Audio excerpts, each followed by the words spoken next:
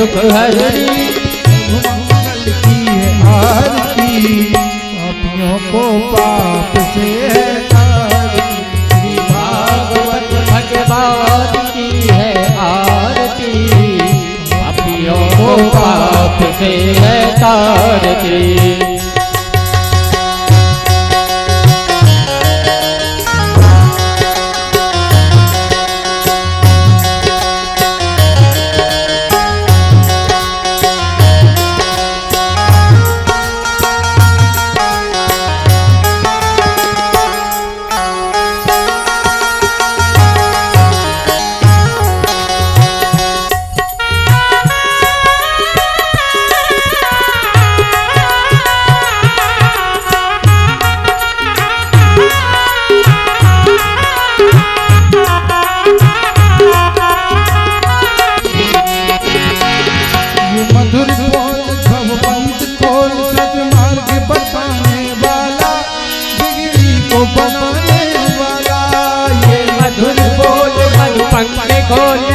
बताने वाला, बिगड़ी को बनाने वाला, बिगड़ी को बनाने वाला, बिगड़ी को बनाने वाला। श्री राम यही घनश्याम यही, श्री राम यही घनश्याम यही, प्रभु महिमा की है आरती, पापियों को पाप से तारती। श्री भागवत भगवान की है आरती, पापियों को पाप से है तारती। भागवत भगवान की है आरती, पापियों को पाप से है तारती। भागवत भगवान की है आरती, पापियों को पाप से है तारती।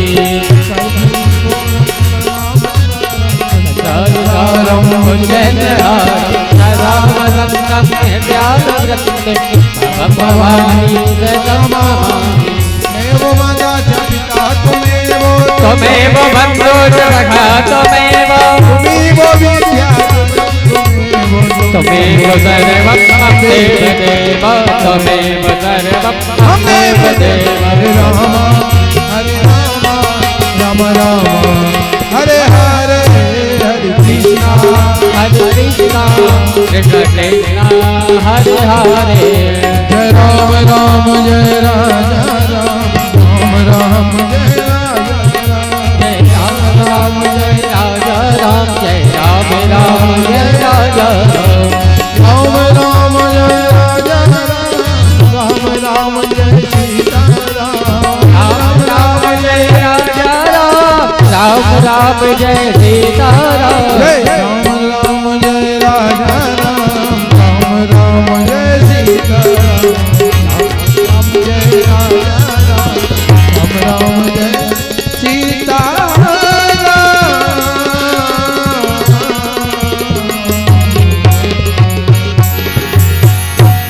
गोपाल हरे, जय जय प्रभु दीन दयाल हरे, गोविंद हरे गोपाल हरे, जय प्रभु दीन दयाल हरे, गोविंद हरे गोपाल हरे, जय जय प्रभु दीन दयाल हरे।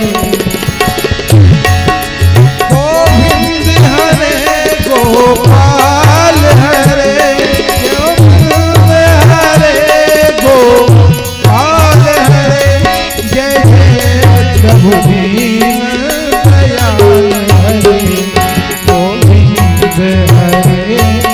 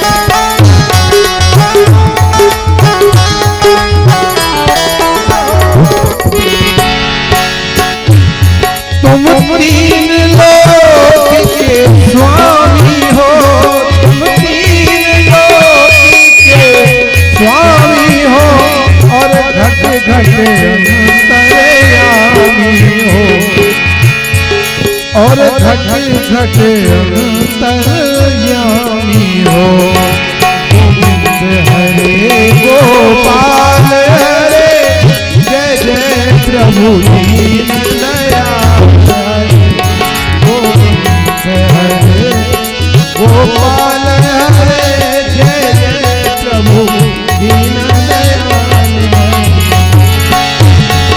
मैं आने पड़ा प्रभु द्वार तेरे, मैं आज पड़ा हरि द्वार तेरे, अब गुण करना प्रभु माफ मेरे, अब गुण करना प्रभु माफ मेरे। गोविंद हरे गोपाल हरे जय जय प्रभु दीन दयाल हरे गोविंद हरे गोपाल हरे जय जय प्रभु दीन दयाल हरे जय जय प्रभु दीन दयाल हरे जय जय प्रभु दीन दयाल हरे। आइए आज हम सब लोग चतुर्थ दिवस की कथा में प्रवेश करते हैं। परीक्षित ने सुखदेव जी महाराज से पूछा, बोले प्रभु भगवान क्या वर्ण आधार पर भी मिलते हैं या भगवान जिसको चाहे उसी को मिल जाते हैं? तब श्री सुखदेव जी महाराज कहते हैं कि हे राजा, भगवान को जाति मायने नहीं रखते। भगवान कभी ये नहीं देखते कि ये कौन सी समाज का है, कौन सी जाति का है। भगवान तो केवल भक्त का हृदय मात्र देखते हैं, भगवान किसी की जाति नहीं देखते। तो भैया संसार वाले लोगों ने जाति बनाई है, केवल भगवान ने तो 4 वर्ण बनाए थे, संसार में आकर के जातियां बन गई। ऐसी एक कथा आती है और वह कथा जो कथा है वह किसकी है? महाराज सदन कसाई की कथा है। और जो सदन कसाई था ना, उसका कार्य क्या था? मांस काट करके बेचता था। लेकिन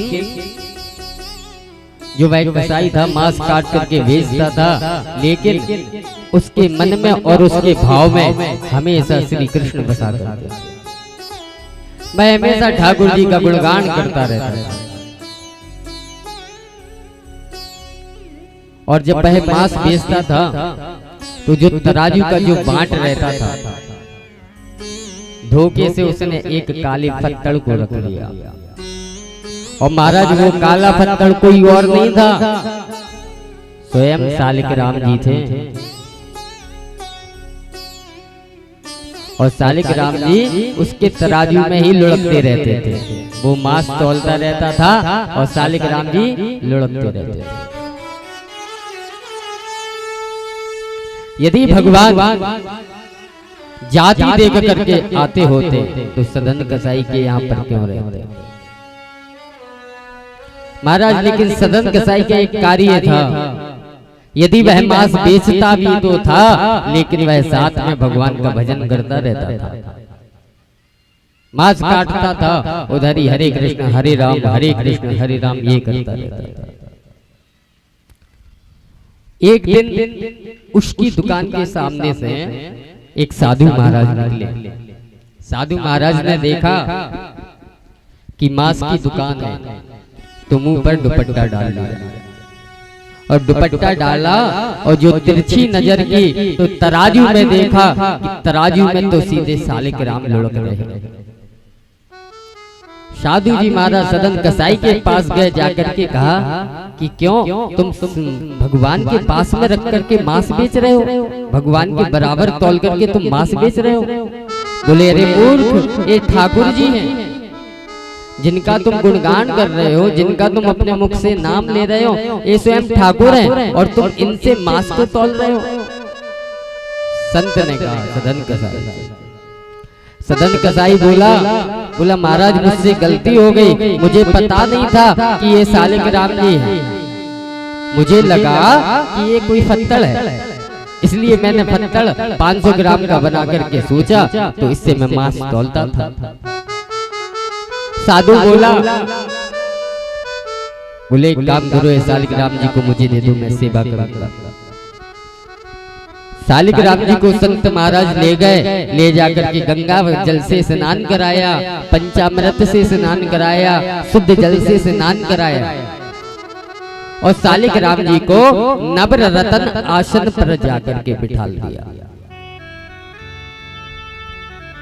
जैसे ही 9 रतन आसन पर ठाकुर जी को बिठाल दिया, महाराज रात्रि हुई, ठाकुर जी को साधु महाराज ने भोग लगाया, रात्रि हुई, साधु महाराज सोने चले गए। और जैसे ही सोते हैं तो श्री जगन्नाथ भगवान उसके सपने में आते हैं, आकर के साधु से कहते हैं कि साधु मुझे यहाँ नींद नहीं आ रही है, तुम एक काम करो, मुझे उसी सदन कसाई के पास छोड़ करके आ जाओ। अब देखिए भक्त और भगवान का प्रेम, कहाँ साधु महाराज उनकी सेवा करने के लिए मंदिर में लेकर आए, लेकिन भगवान को कहाँ जाना है, उसी सदन कसाई के पास। याद रहे कर्म कुछ भी करते रहे, लेकिन भगवान का नाम हमेशा जिह्वा पर रहे ना, तो भगवान भी अपने भक्त से ही इतना प्रेम करते हैं। साधु महाराज ने समझाया, बोले महाराज ये तो मांस तौलता है, मांस का कार्य करता है, और आप उसी मांस में लथपथ पड़े हुए थे, आपको वहां पर कौन सा सुख मिलता है। तब भगवान बोले जब वह प्रेम से मेरा नाम लेता है ना और मांस तौलता है, तो मुझे अति आनंद आता है, क्योंकि वह मुझे भजता है, दिल से भजता है, प्रेम से भजता है, इसीलिए मैं उसके पास जाना चाहता हूँ। बोले हे साधु जी, सुबह होते ही मुझे उस सदन कसाई के पास छोड़ आता। महाराज जैसी प्रातः हुई, ठाकुर जी को स्नान करा करके और अपने दुपट्टे में अंदर ढक करके साधु जी उसी सदन कसाई के पास पहुंचे। जाकर के सदन कसाई से कहा, बोले सदन भगवान तो तुझसे इतना प्रेम करते हैं कि मेरे मंदिर में एक रात्रि भी उन्होंने नहीं ठहरे, सोए भी नहीं, तुझे याद करते रहे, और वह ठाकुर जी तेरे पास आना चाहते हैं। सदन कसाई को कहा। सदन कसाई की आंखों में झरझर आंसू आने लगे। सदन कसाई बोला, मैं इतना बड़ा पापी हूं कि मैं डेली मांस काट काट कर प्रत्येक दिन बेचता हूं, ना जाने कितने पशुओं का मैंने मांस काट काट कर भेजा है। आज ठाकुर जी स्वयं साक्षात मेरे पास आना चाहते हैं। उसका भाव, उसकी आंखों में आंसू आए। देखिए भक्त और भगवान कैसे होते हैं। भगवान भक्त के बगैर नहीं रह पाते। ये ना सोचो कि हम केवल भगवान को याद करते हैं, भगवान भी आपको याद करता है, लेकिन भाव होना चाहिए। जो ही सदन कसाई ने कहा तो सालिक राम जी को हाथ में लेकर कहा, बोले प्रभु आपने मुझे याद किया है ना, अब तो मैं केवल आपको ही याद करूंगा और आपसे मिलने में आ रहा हूं।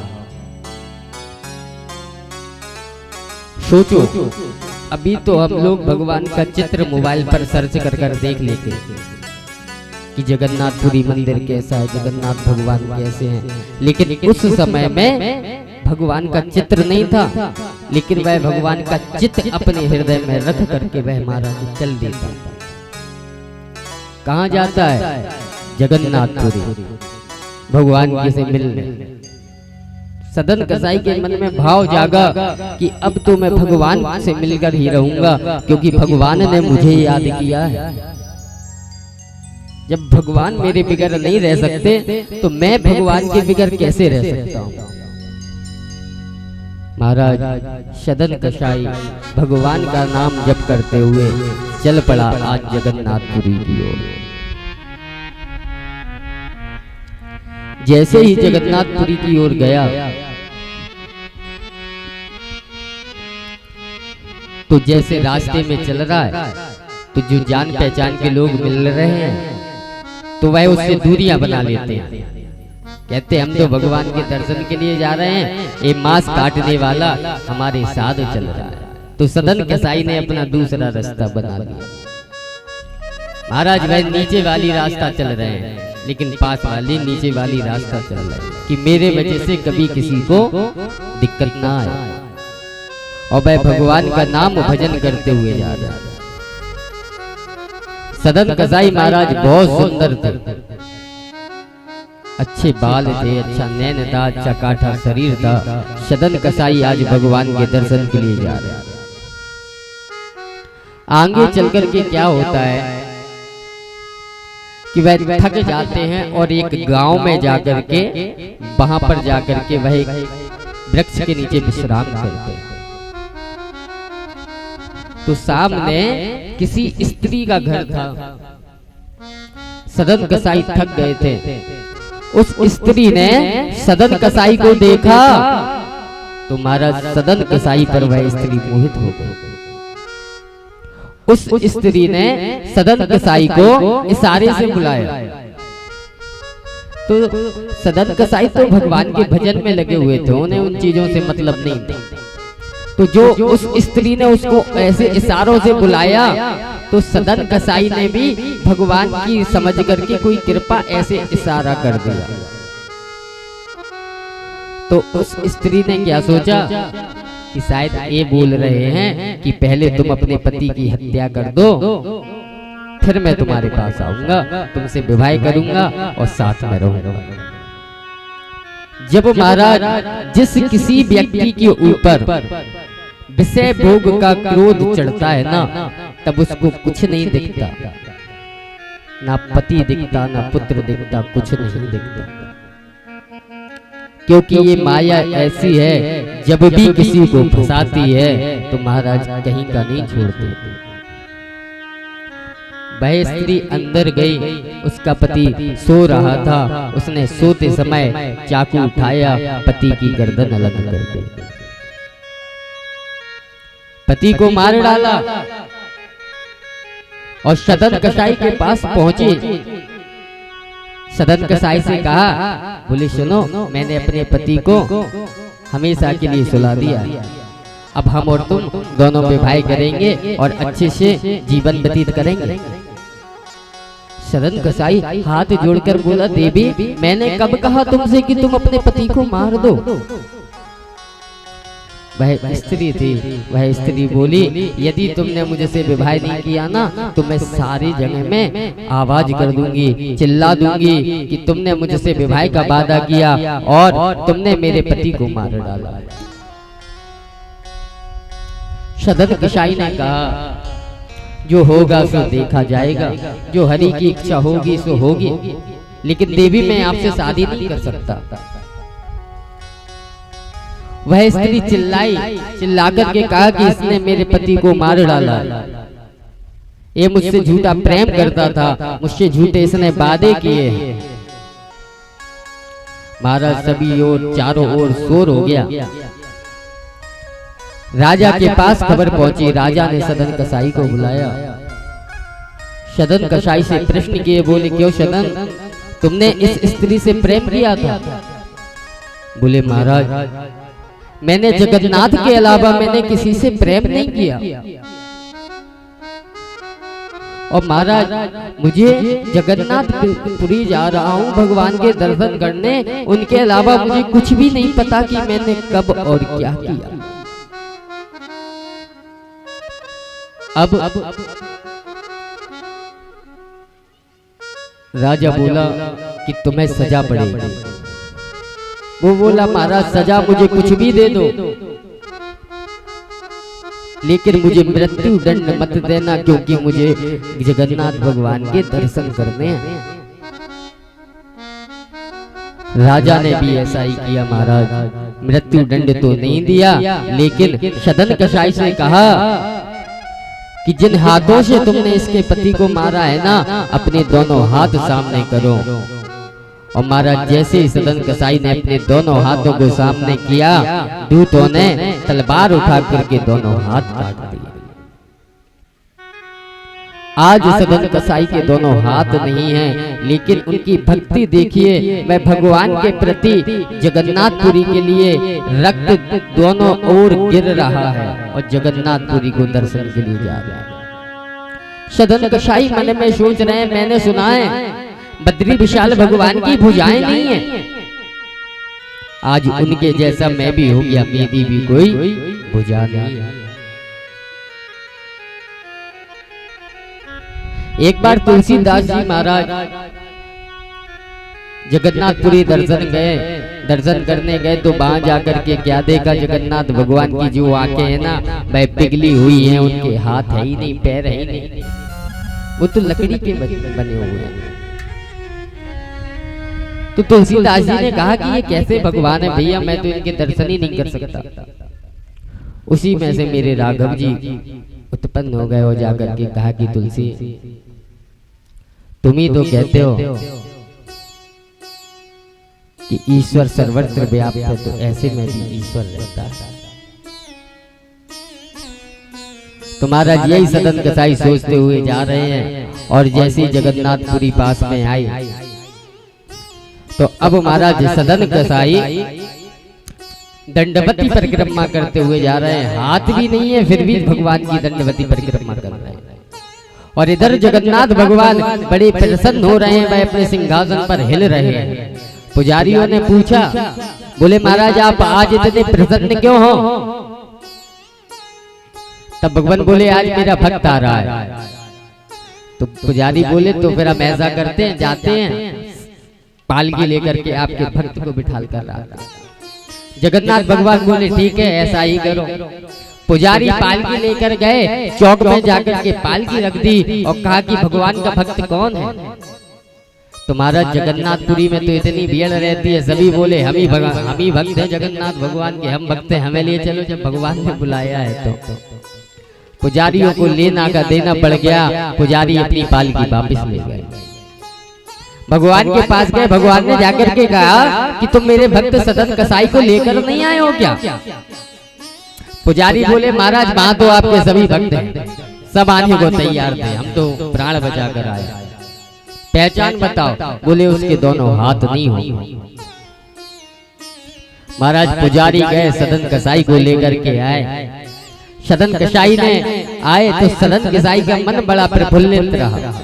और जैसे ही सदन कसाई ने जगन्नाथ भगवान को देखा, उसके मन में आस हुई कि काश आज मेरे दोनों हाथ होते तो मैं दंडवती कर करके और एवं अपने जगन्नाथ भगवान के चरणों को स्पर्श कर पाता। जो उसने इतना सोचा, उसकी दोनों भुजाएं जैसी थी पहले वैसे ही हो गई। बोलिए भक्त वत्सल भगवान की जय हो। और उसने जगन्नाथ भगवान के दर्शन किए। कहने का भाव क्या है? भगवान कभी किसी की जाति देख करके नहीं रीझते, भगवान किसी के पैसे को देखकर नहीं रीझते, भगवान को केवल भाव से रीझते हैं। यदि भगवान को भाव पसंद नहीं होता तो एक मांस बेचने वाले को इतना प्रेम देते क्या? बोलिए भक्त वत्सल भगवान की। आगे कथा आती है। महाराज परीक्षित ने पूछा, बोले महाराज क्या कभी ऐसा हो सकता है कि जिस व्यक्ति का अंतिम समय निकट आ गया हो और वह केवल एक बार प्रभु का नाम ले और उसको मोक्ष की प्राप्ति मिल जाए? तब श्री सुखदेव जी महाराज कहते हैं, राजन आज तुमने बहुत सुंदर प्रश्न किया है। आज मैं तुम्हें बहुत सुंदर कथा सुनाने जा रहा हूं। एक ब्राह्मण थे, उनका नाम था अजामिल। अजामिल उसका विवाह हो चुका था, उसके 10 पुत्र भी थे और वह हवन यज्ञ कर करके अपने परिवार को चलाता था।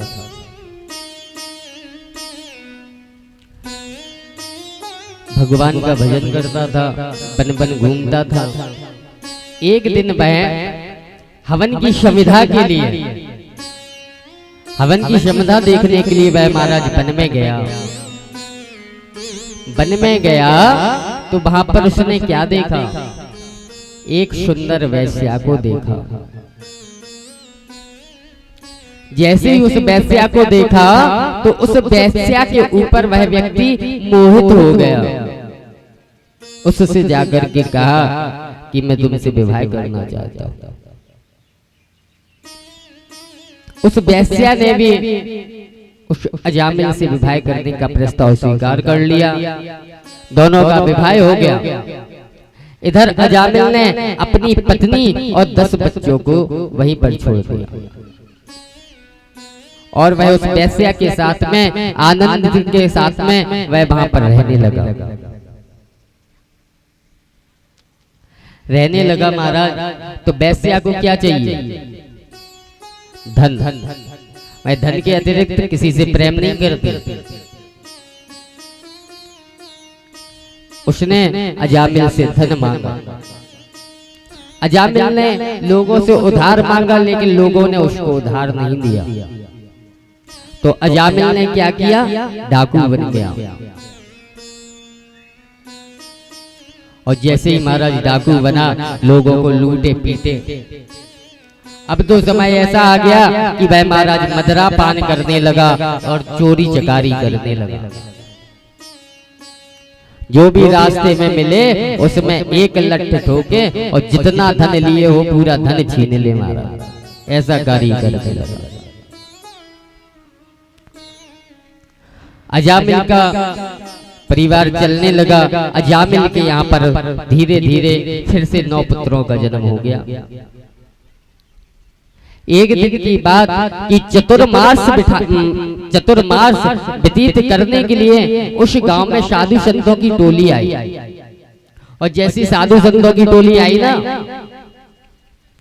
तो साधु महाराज ने पूछा, किसी व्यक्ति से पूछा, बोले यहाँ पर कोई भगत का घर है क्या? और महाराज गांव में ऐसे लोग बहुत रहते हैं जो उल्टे सीधे घर बता देते हैं। उस व्यक्ति ने कह दिया, बोला महाराज यहाँ अजामिल नाम का जो ब्राह्मण है ना, बड़ा धर्मात्मा है, आप उसके यहाँ पर चले जाइए। वह साधु की टोली अजामिल के घर गई। जाकर के कुंडी खटखटाई, राम राम बोला। वहां पर से वह वेश्या ने जैसे ही दरवाजा खोला, वेश्या ने देखा कि आज मेरे घर के दरबार में साधु लोग खड़े हुए हैं। साधु महाराज ने कहा, बोले सुनो, हम लोग ना अयोध्या से वृंदावन जा रहे हैं, क्या हम एक रात्रि तुम्हारे यहाँ ठाकुर जी का दरबार लगा सकते हैं, उनको भोग लगा सकते हैं? तो वह वैश्या दोनों हाथ जोड़ करके बोले हे प्रभु, मैं तो एक वैश्या हूँ, मैं आपको अपने हाथ से भोजन नहीं पवा सकती, लेकिन हाँ मैं सूखा भोजन आपको दे सकती हूँ, तो आप अपने हाथ से बना लीजिए।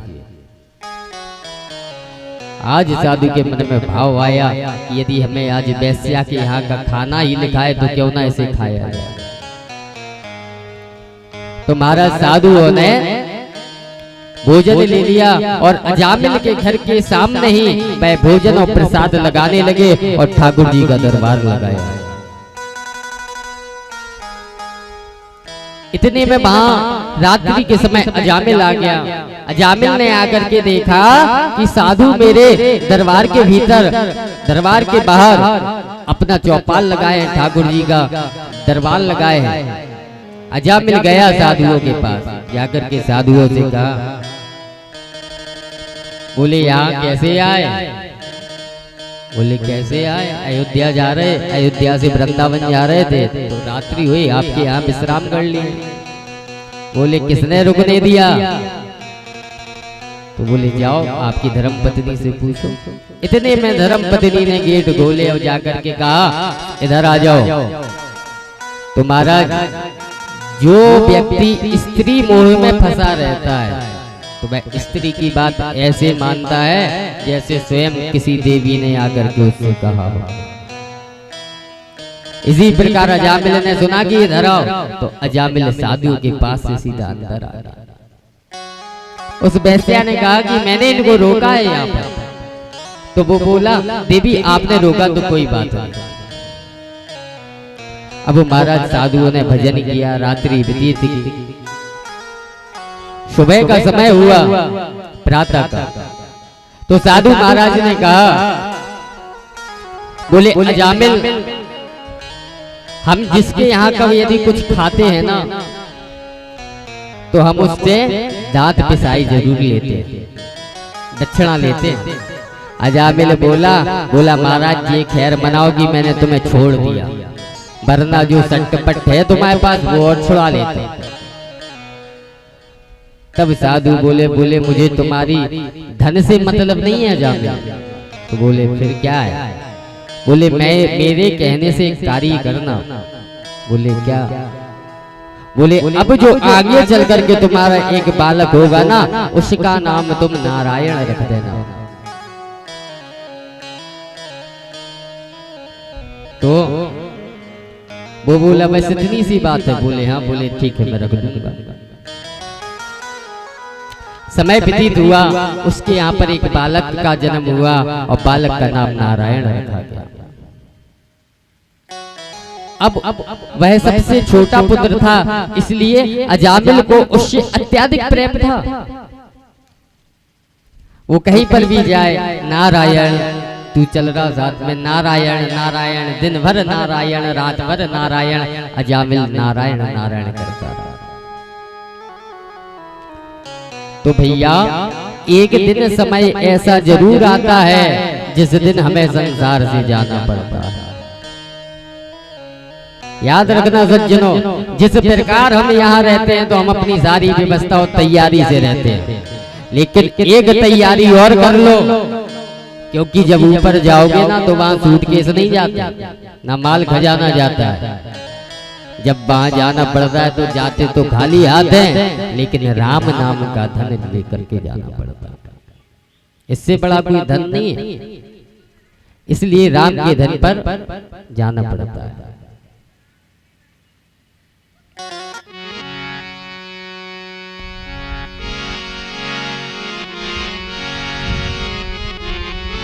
वैश्य भगवान की जय हो। भैया अजामिल का भी ऐसा ही हुआ और उसका जाने का समय आया। अजामिल का जैसे जाने का समय आया कि क्षण भंगुर जीवन की कलिका, कल प्रात को जाने खिली न खिली, मलिया चल शीतल मन, सुगंध समीर चली न चले, कलिकाल बुखार लिए फिर था, तन नम्र सी चोट भिड़ी न गई, रट ले रे हरि नाम हरि रसना, फिर अंत समय में हिली ना हिली।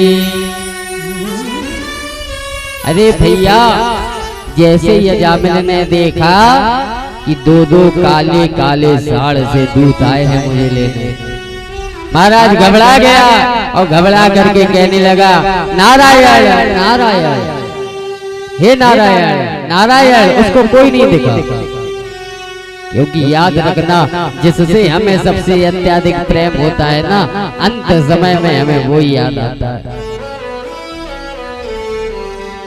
उसने अपने पुत्र नारायण को याद किया और कहने लगा नारायण नारायण। और जैसे ही महाराज नारायण के दूतों ने ये बात सुनी, भगवान विष्णु के पार्षद वहां से दौड़ पड़े और जाकर के अजामिल के पास जाकर के खड़े हो गए और जाकर के दूतों की फांस को काट लिए। दूतों ने कहा तुम कौन हो? तो वह दूत बोला, बोले हम विष्णु भगवान के पार्षद हैं। तो बोले तुम यहाँ क्यों आए हो? ये तो सबसे बड़ा पापी है। बोले तुमने सुना नहीं इसने किसका नाम लिया? इसने नारायण नारायण बोला। बोले दूत हंसने लगे। दूत ने कहा पार्षदों से, बोले ये अपने पुत्र को बुला रहा था। तब दूत बोले या पुत्र के रूप में भजे या कैसे ही भजे, इसने तो भगवान के नाम को लिया है। याद रखना सज्जनों, भगवान को यदि याद करना है तो कोई ना कोई तरीका चाहिए। ये नहीं है कि भगवान को याद ही नहीं। बोले इनके पुत्र तो अभी आए हैं, 2-4 साल हुआ है, लेकिन हमारे नारायण आज के थोड़ी हैं, कई वर्षों पुराने। सतयुग, त्रेता, द्वापर, कलयुग, चारों युगनी में जा रहे हैं। अब महाराज दूत नहीं माने तो इधर भगवान के दूतों में, पार्षदों में और दूतों में लड़ाई हुई। भगवान के पार्षदों ने यमराज के दूत को पीटा। यमराज के दूत भाग गए। जाकर के यमपुरी पहुंचे और यम फांस यमराज के सामने फेंक दी और कहा आज से मृत्यु लोक में नहीं जाएंगे। यमदूतों ने पूछा क्या हुआ?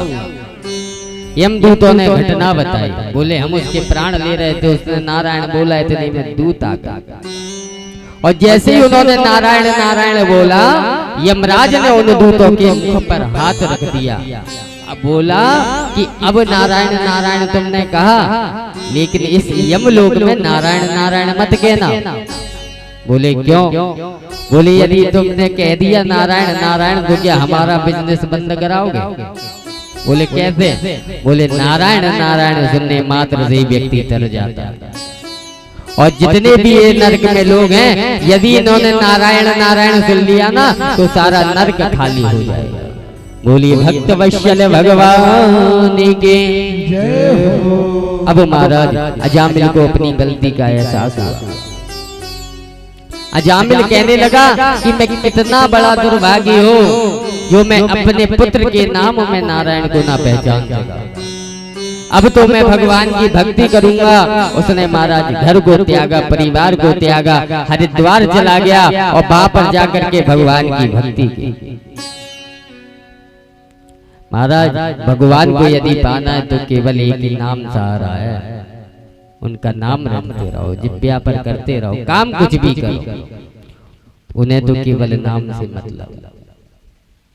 इसी प्रकार आगे कथा में और प्रहलाद जी की कथा आती है।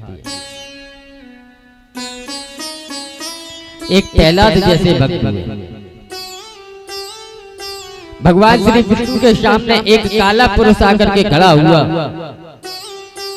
और वह काला दैत्य और कोई नहीं था, असुरी शक्ति थी, असुर था। असुर ने आकर के कहा, बोले प्रभु आप तो लाखों को तारते हो, मुझे भी तो तारो। भगवान बोले तू मेरा नाम जप किया कर, अपने आप तर जाएगा। तब वह पुरुष बोला महाराज यदि हम पे भजन होता तो हम इतना पाप क्यों करते? हम पे भजन वगैरह नहीं होता, हम पे तो केवल पाप होता है। लेकिन मैंने सुना है आप अच्छे से अच्छे पापियों को भी तार देते हो, इसलिए प्रभु मुझे ताड़ने का बताए। क्या आप मुझ जैसे पापी को नहीं ताड़ सकते?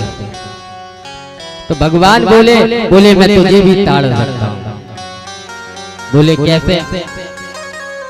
जब महाराज राजा शिशुपाल ने भगवान को 100 गाली दी थी और जब जैसे ही 101 गाली दी तो भगवान श्री कृष्ण ने सुदर्शन चक्र को छोड़ दिया था।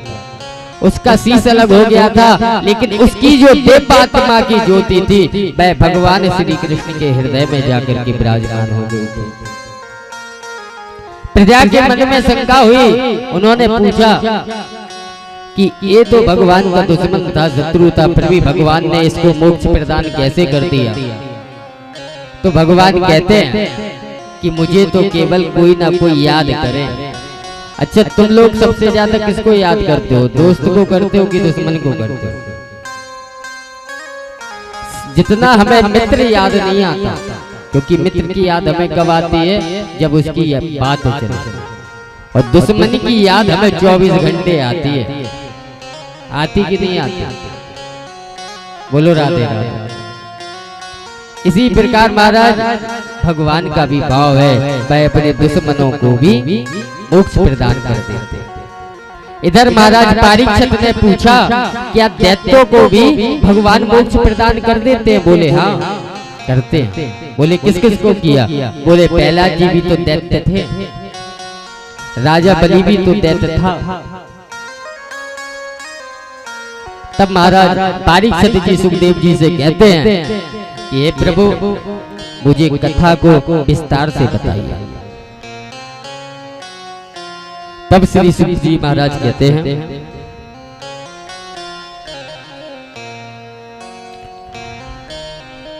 ताते में दुर्लभा पुषाम यान वशीणे बरान मम तथापि वितरम्या बरान यदपि दुर्लभा। हिरण्यकश्यप और हिरण्याक्ष दोनों भाई थे। एक बार हिरण्याक्ष को अपने बल पर बड़ा घमंड हुआ। नारद जी चले जा रहे थे, नारद जी से जाकर के कहा हिरण्याक्ष ने, बोले नारद जी, तुम्हें केवल माला जपना आता है कि लड़ना भी आता है? नारद जी बोले मुझे तो लड़ना मड़ना नहीं आता, मुझे तो केवल भगवान का भजन करना आता है। तो बोले नारद जी, आज मेरे हाथों में खुजली हो रही है, क्यों ना दो हाथ हो जाए? तो नारद जी बोले भैया मेरी तो बस की नहीं है, तू ऐसा कर नारायण के पास जा। अब महाराज वह नारद जी से छोड़ करके नारायण के पास जाने लगा। इतने में नारद जी ने क्या पता क्या कान में भर दिया। इधर हिरण्यकश्यप ने क्या किया, पृथ्वी को उठाया और समुद्र में ले जाकर के डुबा दिया। और जैसे ही समुद्र में ले जाकर के डुबाया,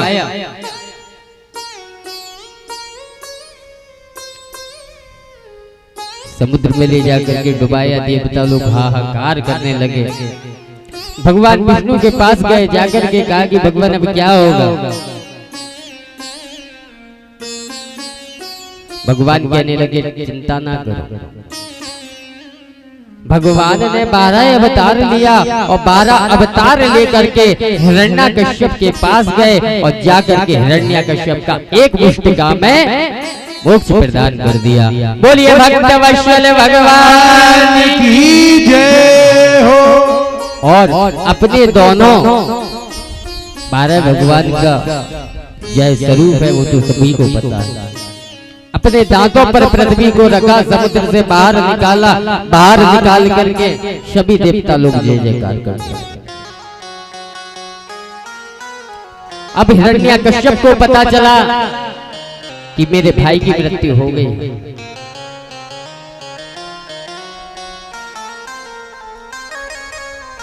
जब उसको पता चला तो उसने ब्रह्मा जी की प्रसन्न करने के लिए तपस्या किया।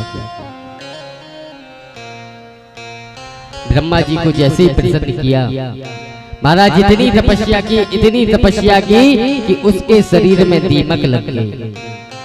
और जैसे उसके शरीर में दीमक लगी तो ब्रह्मा जी प्रसन्न हुए। ब्रह्मा जी ने आकर के कहा वर मांगो। तब हिरण्यकश्यप वर मांगता है, कहता है कि हे प्रभु मुझे अमर कर दो। ब्रह्मा जी बोले अमर तो बेटा हम भी नहीं है, तो तुम्हें कहां से कर दे, और कोई वर मांगो। अब महाराज जैसे ही वर मांगा, क्या वर मांगा?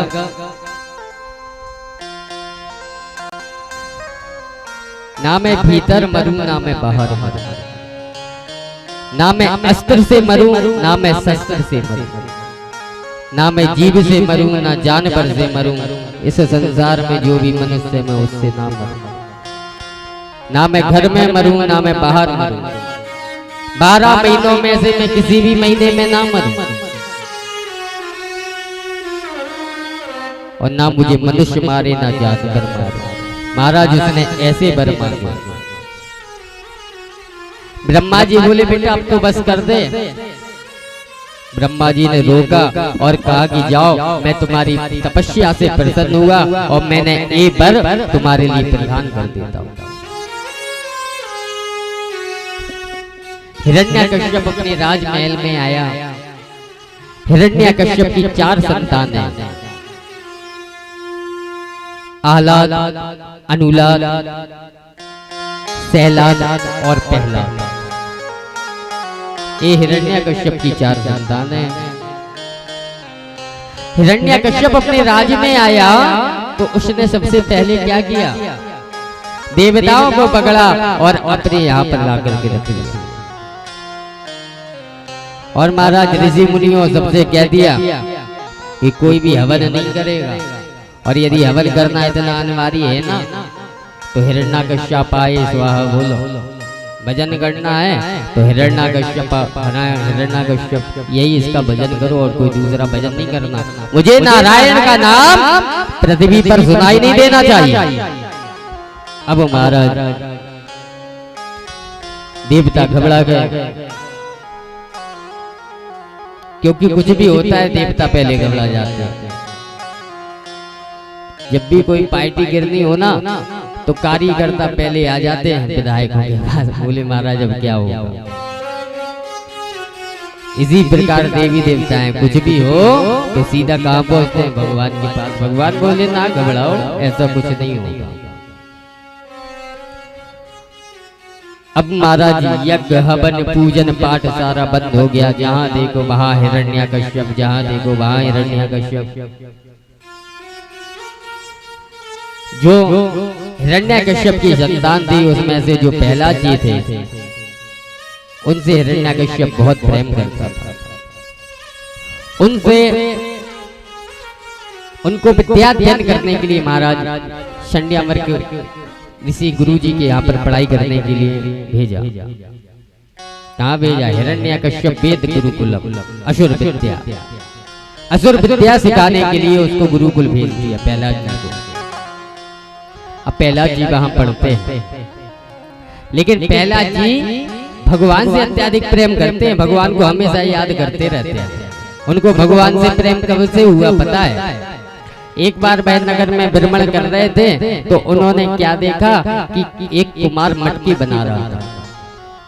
मटके बना बना करके वह कच्चे मटकों का ढेर रख रहा था।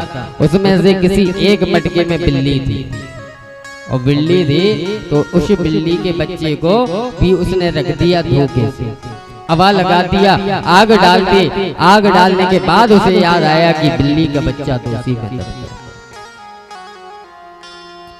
वह कुमार नारायण नारायण भजने लगा। प्रहलाद जी देख रहे थे, बोले प्रभु मेरे हाथ से हत्या हो रही है, हत्या ना हो पाए, मेरी लाज बचा लेना। महाराज जैसे ही दूसरे दिन हवा खुला, प्रहलाद जी ने देखा कि वह बिल्ली का बच्चा जिंदा है। प्रहलाद जी का और विश्वास बढ़ गया नारायण। बोले जगतस्य सर्वम नारायण, नारायण भगवानी सब कुछ है, पूरा जगत ही नारायण में समाया हुआ। नारायण जी का प्रहलाद जी का जैसे विश्वास बढ़ा, गुरुकुल में गए, पढ़ाई की। लेकिन वह संडामर की जो पढ़ाई रहती थी असुर विद्या की, छल विद्या, वह उसको पढ़े लेकिन उसका मनन नहीं करते थे। मनन वह केवल एक ही चीज का करते थे, नारायण के नाम। हमेशा जिह्वा पर नारायण नाम रहता था। एक दिन हिरण्यकश्यप आए, आकर के प्रहलाद को गोदी में बिठाल करके कहा, बोले बेटा गुरुजी ने तुम्हें क्या सिखाया? प्रहलाद जी कहने लगे ततिसाधु मान्येश्वर वीर्या देहिनां सदा समुधिया संगत हितात्म पतात्मं ग्रहमध्यकूपं बनंगतो योद्धरीमाश्राय। कहते हैं प्रहलाद जी कहते हैं कि भगवान गृहस्थ आश्रम को सबसे अत्यधिक बड़ा बताते हैं, और जो गृहस्थ आश्रम में रहकर के भी भगवान का भजन करता है भगवान उसको बहुत जल्दी मिलते हैं, भगवान उसको सबसे बड़ा बताते हैं। और कहते हैं ईश्वर तो सब जगह व्याप्त है, नारायण हर एक जगह व्याप्त है। नारायण को केवल एक बार प्रेम से भजो ना पिताजी तो नारायण दौड़े चले जाते हैं। अब इधर महाराज हिरण्याकश्यप लाल हो गया, बौखला गया। फिर मन में भाव आया हिरण्याकश्यप के, ये तो छोटा सा बालक है, ये तो छोटा सा बालक है, हो सकता हो उसके गुरु ने इसको ऐसे ही पढ़ाया। संध्यामर्ग को बुलाया, उसको बुला करके कहा कि क्यों संध्यामर्ग ये क्या पढ़ा रहे हो? बोले महाराज क्या पढ़ा रहे हो? बोले वो कह रहा नारायण ही सब कुछ है, नारायण के अलावा कुछ भी नहीं। बोले महाराज ये तो हमने नहीं पढ़ाया, हम तो असुर विद्या और छल विद्या पढ़ा रहे हैं। बोले फिर ये कहां से बोल रहा है? बोले महाराज हमें नहीं पता। अब महाराज प्रहलाद जी को फिर से वहीं पर छोड़ दिया, कहा कि बेटा अब अच्छे से अपनी असुरी विद्या का पान कर दो। अब तो महाराज प्रहलाद जी के मन में केवल नारायण के अलावा कुछ भी नहीं है। वह उस विद्या को पढ़े लेकिन मनन ना करें, वही असुरों के साथ में रह रहे हैं। एक मित्र ने कहा कि चलो कोई खेल खेलते हैं। तब प्रहलाद जी बोले वो वाला खेल नहीं खेलो, जो खेल मैं तुम्हें खिला रहा हूं ना तुम उस खेल को खेलो। बोले कौन सा? बोले नारायण का भजन करते। बोले नहीं, नारायण का यदि भजन करेंगे ना तो गुरुजी मारेंगे। बोले नहीं कुछ नहीं होगा, नारायण का भजन करते हैं, जो होगा सो देखा जाएगा। और नारायण का भजन करते हैं कैसे? शुरू